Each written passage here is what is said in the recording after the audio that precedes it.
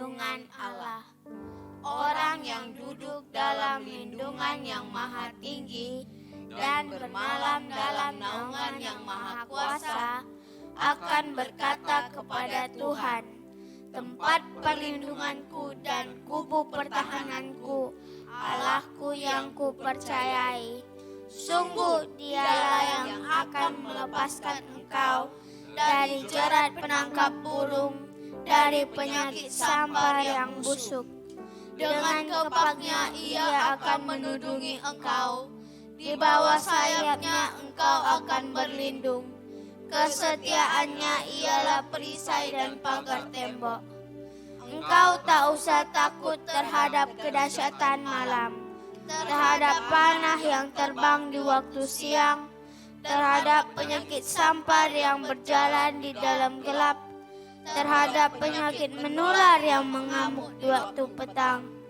Walau 1,000 orang rebah di sisimu dan 10.000 di sebelah kananmu, tetapi itu tidak akan menimpamu. Engkau hanya menontonnya dengan matamu sendiri dan melihat pembalasan terhadap orang-orang fasik. Sebab Tuhan ialah tempat perlindunganmu, yang maha tinggi telah kau buat tempat perteduhanmu. Malapetaka tidak akan menimpa kamu, dan tulah tidak akan mendekat kepada kemahmu. Sebab malaikat-malaikatnya akan diperintahkannya kepadamu untuk menjaga engkau di segala jalanmu. Mereka akan menatang engkau di atas tangannya, supaya kakimu jangan terantuk kepada batu. Singa dan ular tedung akan kau langkahi. Engkau akan menginjak anak singa dan ular naga. Sungguh hatinya melekat kepadaku, maka aku akan meluputkannya. Aku akan membentenginya sebab ia mengenal namaku. Bila ia berseru kepadaku, aku akan menjawab. Aku akan menyertai dia dalam kesesakan. Aku akan meluputkannya dan memuliakannya. Dengan panjang umur akan kukenyangkan dia, dan akan kuperlihatkan kepadanya keselamatan daripadaku. Amin.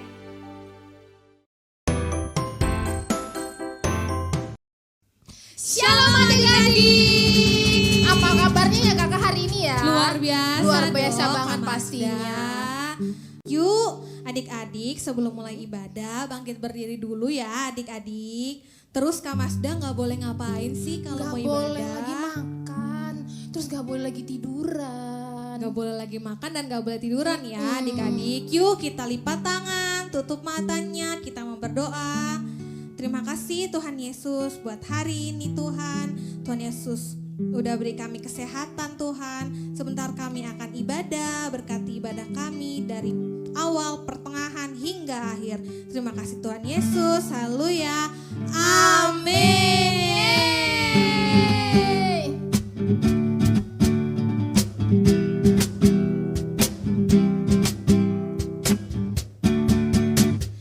Kasih itu memaafkan, kasih itu tak pernah dendam, tak simpan kesalahan orang, kasih itu memaafkan. Hanya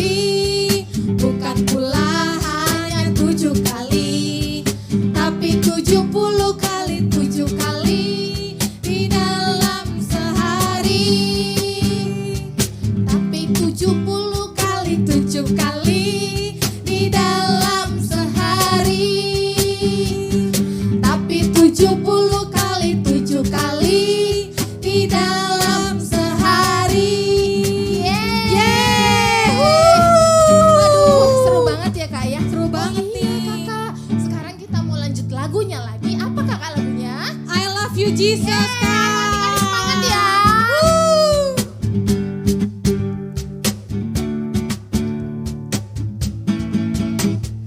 I love you, Jesus, deep down in my heart. I love you, Jesus, deep down in my heart. Think about deep, deep down, down, deep down in my heart. Think about deep, deep down, down, deep down in my heart. Aku cinta Yesus, Kak.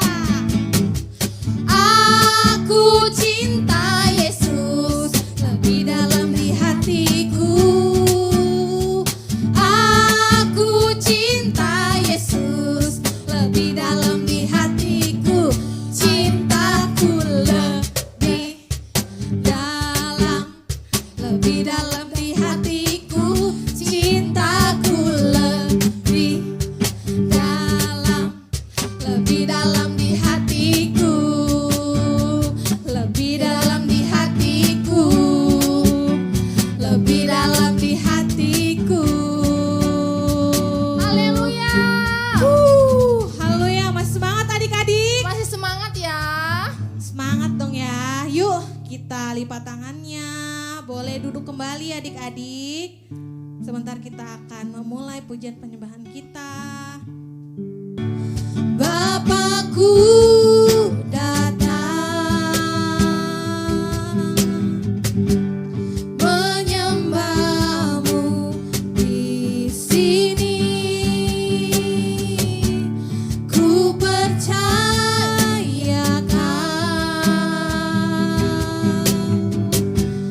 ada bagiku. Tak usah ku takut, sebab kau sertaku. Tak usah ku bimbang, kau di dalamku. Tak usah ku cemas, kau penghiburku. Saat ku lemah, kau kuatku. Ku nyanyi haleluya, ku nyanyi haleluya.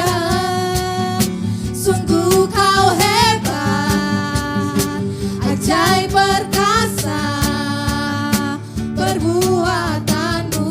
Ku nyanyi haleluya, ku nyanyi haleluya, ku nyanyi haleluya. Sungguh kau hebat, ajaib perkasa perbuatanmu. Di hidupku, haleluya.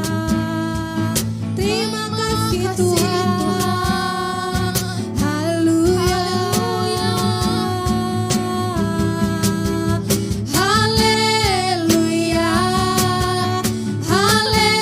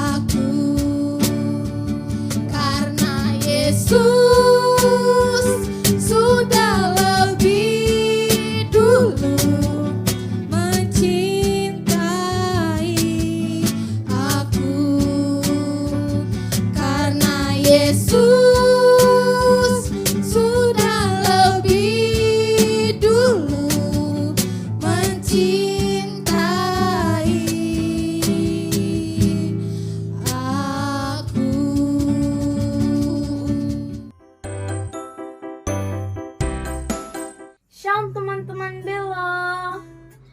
Apa kabarnya nih? Saya harap kalian semua tetap sehat dan diberkati Tuhan. Nah, sekarang saya mau bersaksi melalui puji-pujian. Mari teman-teman, kita memuji dan memuliakan Tuhan.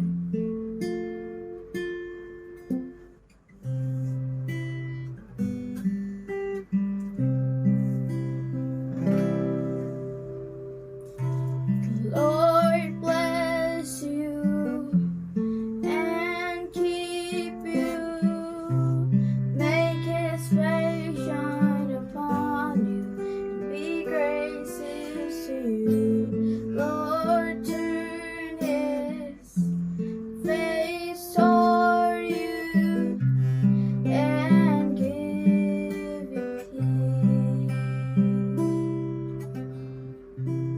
Lord bless you and keep you, make His face shine upon you and be gracious to you.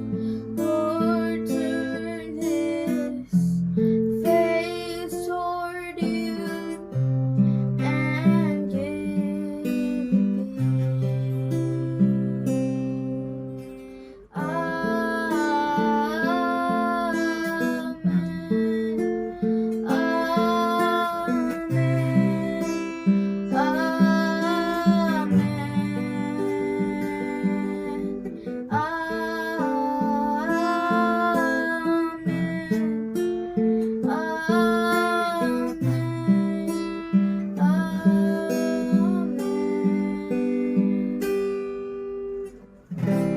Lord bless you and keep you, make His face shine upon you, be gracious to you.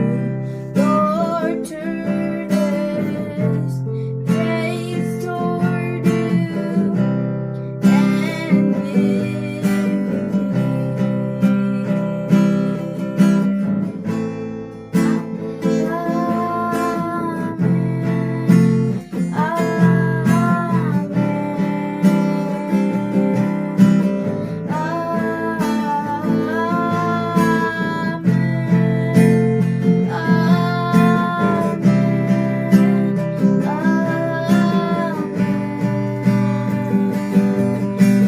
favor be upon you and 1,000 generations, and your family, and your children, and their children, and their children.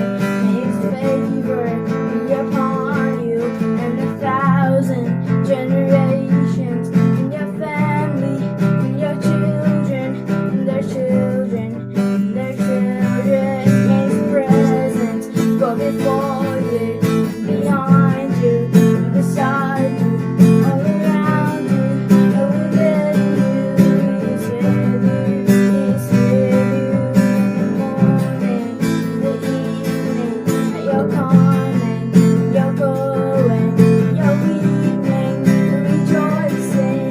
He's for you, He's for you.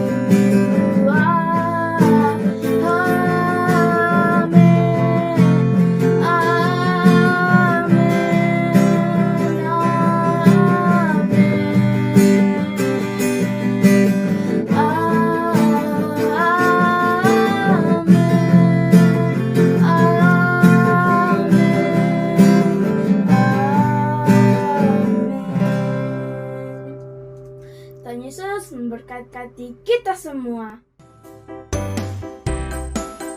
Shalom adik-adik.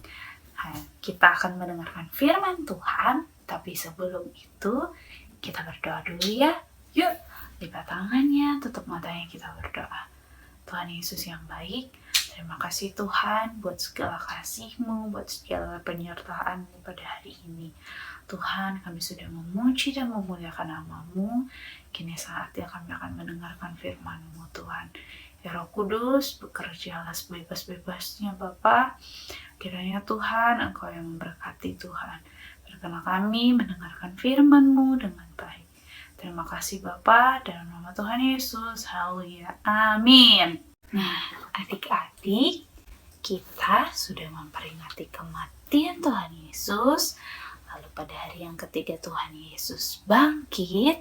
Dan pada hari yang ke-40 Tuhan Yesus naik ke sorga. Sebelum Tuhan Yesus naik ke sorga, Tuhan Yesus pernah janji apa ya kepada murid-muridnya? Ayo, Tuhan Yesus pernah janji apa? Nah, betul. Tuhan Yesus akan memberikan Roh Kudus kepada murid-muridnya. Jadi, mereka tidak sendirian waktu Tuhan Yesus sudah naik ke surga. Nah, sesudah Tuhan Yesus naik ke surga, minggu lalu kita memperingati hari apa? Ayo, ada yang inget nggak? Nah, betul. Minggu lalu kita memperingati hari Pentakosta. Kak, Pentakosta itu apa sih, Kak? Nah, Pentakosta itu di mana Roh Kudus dicurahkan kepada setiap kita yang percaya. Yo, siapa yang di sini yang percaya kepada Tuhan Yesus? Angkat tangannya. Haleluya. Semuanya percaya sama Tuhan Yesus dan kita semua dicurahkan Roh Kudusnya pada hari Pentakosta kemarin. Nah, adik-adik, sama juga seperti murid-murid Tuhan Yesus yang dipenuhi dengan Roh Kudus. Nah, saat Roh Kudusnya sudah dicurahkan, mereka mulai berkata-kata dengan bahasa lain. Nah, saat mereka berkata-kata bahasa lain, mulai tuh ada orang-orang yang berkumpul mendekati setiap mereka. Nah, mereka bingung, kok murid-murid Tuhan Yesus bisa berbahasa lain, sedangkan biasanya mereka tidak berbahasa itu, dan mereka juga biasanya tidak mengerti bahasa yang mereka ucapkan itu. Nah, orang-orang yang mendekati tempat itu tadi terlihat bingung, terlihat terheran-heran, tercengang-cengang. Kok bisa ya? Lalu mereka juga berpikir, apa sih ini artinya?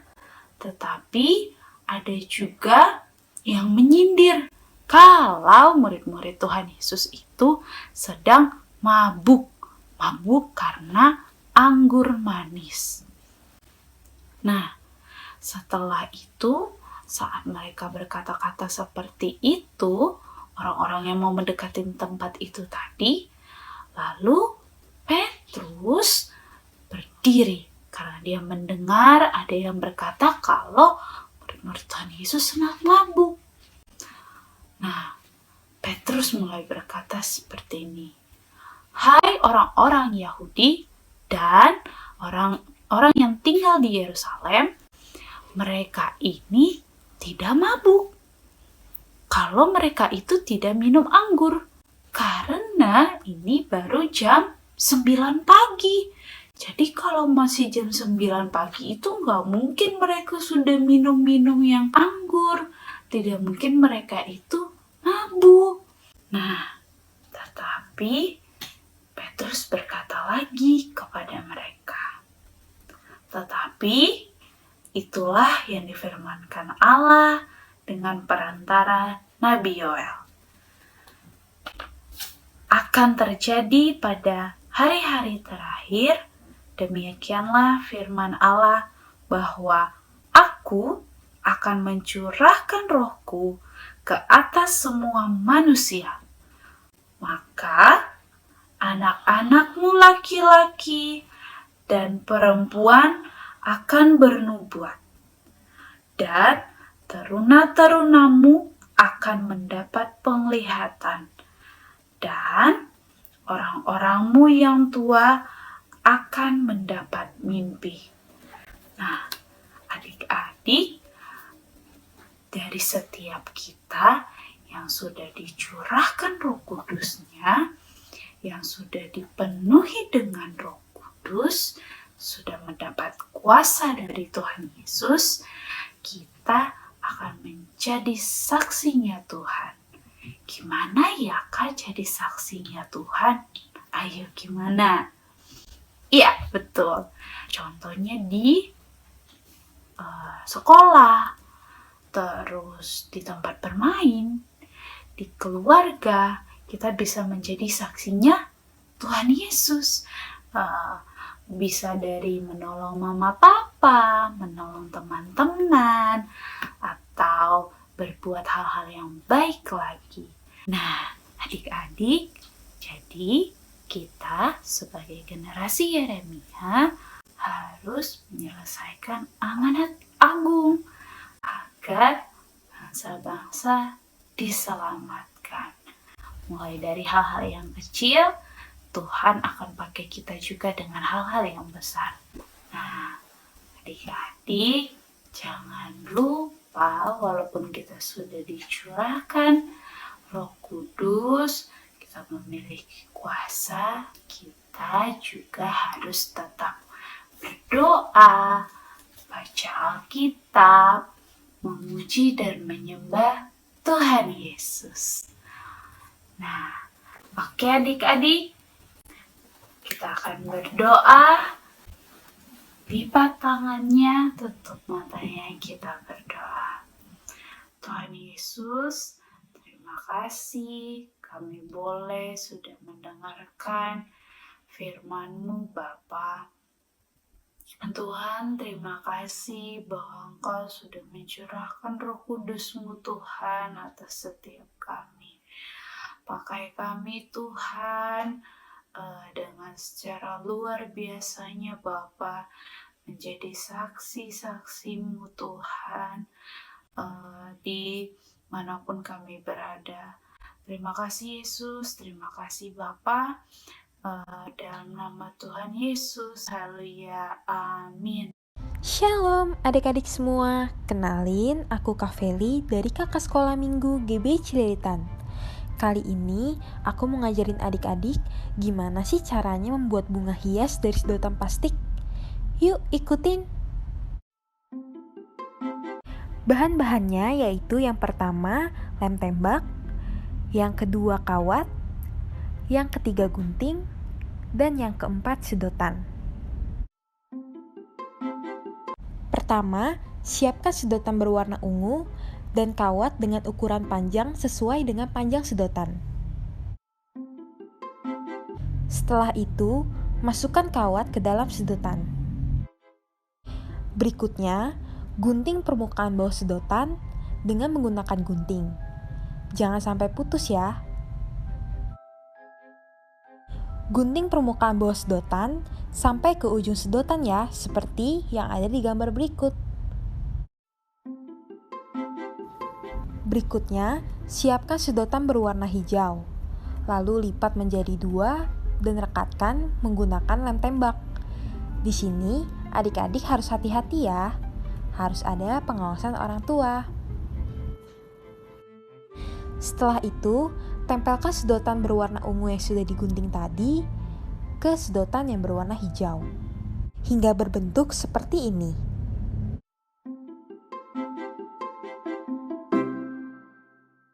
Yeay, sudah selesai. Wah, seperti bunga lavender beneran ya. Di sini, adik-adik bebas ingin membuat bunganya seberapa banyak. Nah, adik-adik, untuk menaruh bunganya, di sini kakak menggunakan botol bekas. Gampang banget kan adik-adik cara membuatnya? Yuk, coba di rumah. Bahan-bahannya juga gampang dicari loh. Dan bisa dijadikan hiasan di dalam rumah. Tuhan Yesus memberkati.